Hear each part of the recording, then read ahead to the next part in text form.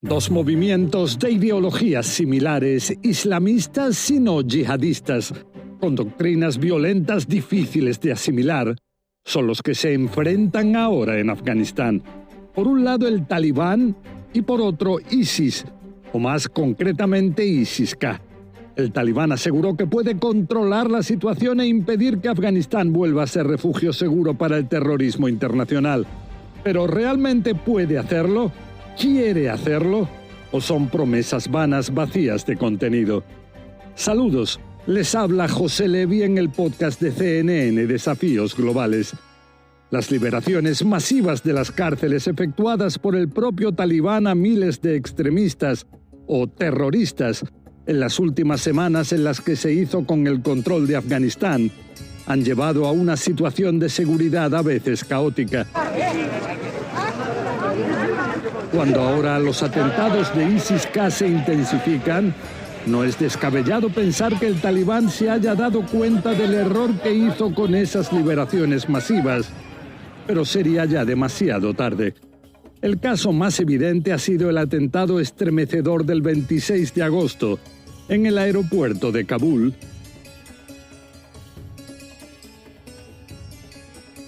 cuando en medio de la retirada caótica que llevaba a cabo el ejército de Estados Unidos, con miles de personas hacinadas, desesperadas por huir del país, un suicida detonó justo ahí la carga que llevaba, causando la muerte a unos 170 afganos y a 13 militares estadounidenses. Ahora fuentes en Estados Unidos revelaron a CNN que tan solo 11 días antes, el terrorista suicida responsable de ese horror, Abdelrahman el-Logri, fue liberado por el Talibán de la cárcel de Bagram, precisamente donde con anterioridad estaba situada la principal base militar de Estados Unidos en Afganistán. Real possibility in the not too distant future, 6, 12, 18, 24, 36 months, that kind of time frame, for reconstitution of Al-Qaeda or ISIS. Un entonces eufórico Talibán que se hacía con el control de Afganistán liberó a miles de extremistas y no terroristas de grupos como el propio Talibán, Al-Qaeda o ISIS-K, cuando ISIS-K fue el grupo terrorista que se responsabilizó después de la acción en el aeropuerto. We still believe there are credible threats. In fact, I'd say specific credible threats. Si bien la falta de visión del Talibán pareciera ser evidente, ahora declaró una lucha sin cuartel contra los mismos a quienes liberó de las cárceles. Escuchamos de redadas importantes, especialmente en la zona norte de Kabul y áreas cercanas. A veces se llega a enfrentamientos armados en los que hay bajas importantes en ambos lados y en los que testigos hablan también de víctimas civiles. Y es que ISIS-K golpea al Talibán donde y cuando puede. Entre las muchas acciones violentas de ahora destaca el atentado hace unos días en una mezquita central de Kabul, en el que, según las autoridades locales, al menos 7 personas perdieron la vida. Se trató de un desafío directo sin piedad contra el Talibán, pues en el lugar se estaban llevando a cabo honras fúnebres para recordar a la madre del propio vocero talibán, Zabihullah Mujahid. Miembros y dirigentes de este movimiento estaban presentes y después se encontraban también entre las víctimas. So it was really, truly a recipe for disaster. Si en el pasado el Talibán luchaba contra el ejército central afgano apoyado por el de Estados Unidos, ahora para intentar conseguir estabilidad interna tiene que enfrentarse a un movimiento islamista como el de ellos, perteneciente también a la corriente suní musulmana, y que al fin y al cabo utiliza contra ellos los mismos métodos que ellos mismos emplearon contra otros ejércitos.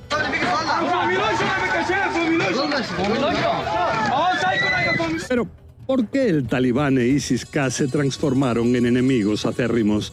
La verdad es que aunque las ideologías sean similares, ISIS pareciera ser aún más extremista que el Talibán, a quienes califica de apóstatas.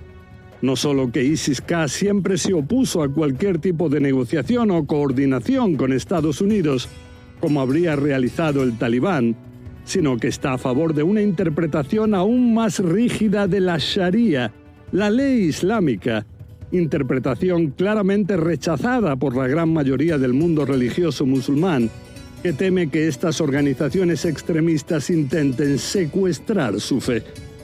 Una diferencia que puede servir de ejemplo sobre el nivel de extremismo de ambos movimientos es que si ISIS-K está claramente a favor de amputar las manos, amputar las manos a aquellos acusados de haber robado, en el Talibán, para hacer lo mismo, ponen ciertas condiciones que aún no están del todo claras.